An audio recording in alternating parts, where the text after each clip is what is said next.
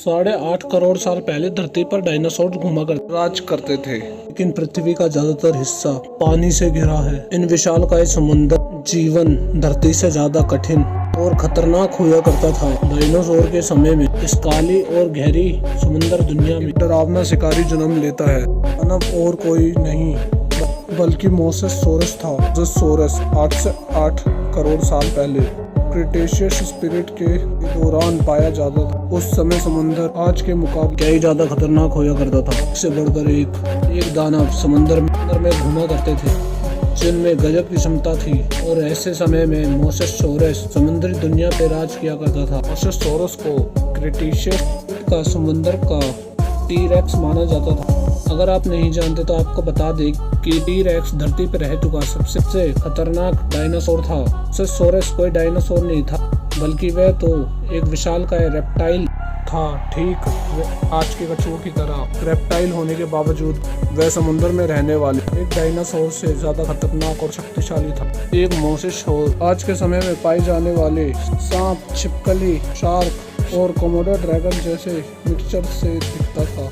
वैज्ञानिक कहते हैं कोमोडो ड्रैगन के जैसा दिखता था, बस पैरों की जगह उनके पर मछली जैसे फ्लिपर्स होते थे और उनकी पूंछ एक शार्क की तरह होती थी। इससे पता चलता है वे बहुत तेजी से पानी के ऊपर तैरा करते थे।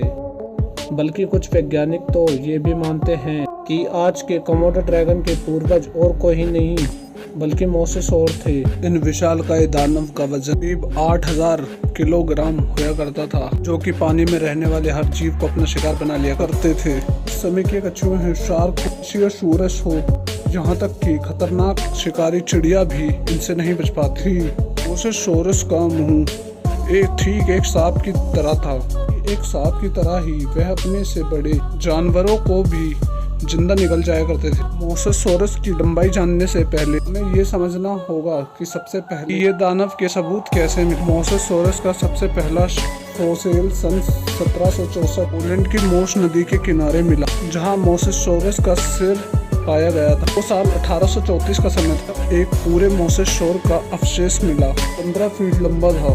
हैरानी वाली बात ये थी कि ये अवशेष किसी समुद्र के किनारे नहीं बल्कि हंगरी के छोटे गांव में एक नदी के किनारे मिला, जो कि बताता है मोसेसोर बड़े और गहरे समुद्र के साथ छोटी नदियों में भी रहा करते थे। इस अवशेष के मिलने के बाद वैज्ञानिकों ने सोचा कि मोसेसोर 15 से 30 फीट तक होते होंगे, लेकिन समय के साथ उन्हें एक ऐसा अवशेष मिला जिसको देखकर उनकी आंखें फटी की फटी रह गई। वैज्ञानिक एक टीम को 56 फीट लंबा मोसेसोर का फॉसिल मिला।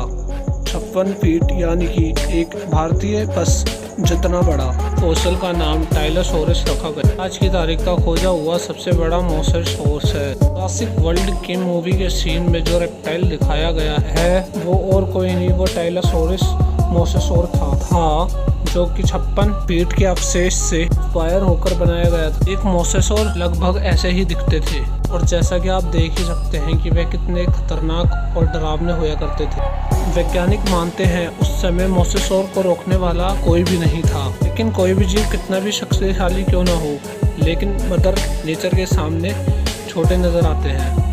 क्रिटेशियस स्पिरिट के अंत में पर इतनी बड़ी प्रलय आई कि सभी डायनासोर सहित मोसेसोर भी खत्म हो गए। लेकिन सोचिए क्या होगा अगर किसी तरह मोसेसोर बच गए हों और वो आज भी समुद्र में जीवित। साल 2014 में नेवल क्रूज में बैठे यात्री पॉल जॉर्ज ने ये दावा किया था कि जब उनका शिप गोल्फ ऑफ मैक्सिको से गुजर रहा था तब उन्होंने 20 समुद्र में एक विशाल जीव को पानी के ऊपर आते हुए देखा था।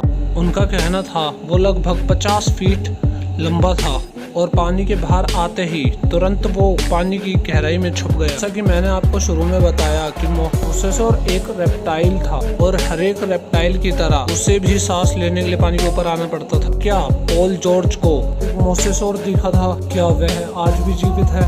वैज्ञानिक मानते हैं कि मोसेसोर को ज्यादा नमक वाले पानी में रहने की आदत थी और आज के समुद्र के पानी में उस समय के पानी के मुकाबले गुना कम नमक पाया करता है। कि अगर मोसेसोर आज जीवित होते तो उनके मिलने की संभावना समुद्र से ज़्यादा छोटी बड़ी नदियों में ज़्यादा होता।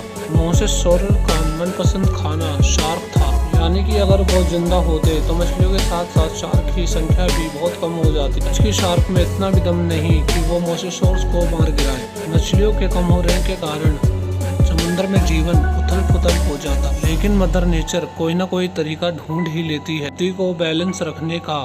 कि अगर मोसेसॉरस जिंदा जीवित होता तो कोई ना कोई ऐसा जीव भी मौजूद होता जो मोसेसॉरस की ताकत के बराबर या उससे खतरनाक होता, ताकि समुद्र में बैलेंस बना रहे। शायद वह जीव मेगालोडोन होता जो मोसेसॉरस को मार गिराने में सक्षम थे। दोस्तों, आप क्या सोचते हैं, आज भी मोसेसॉरस जीवित है?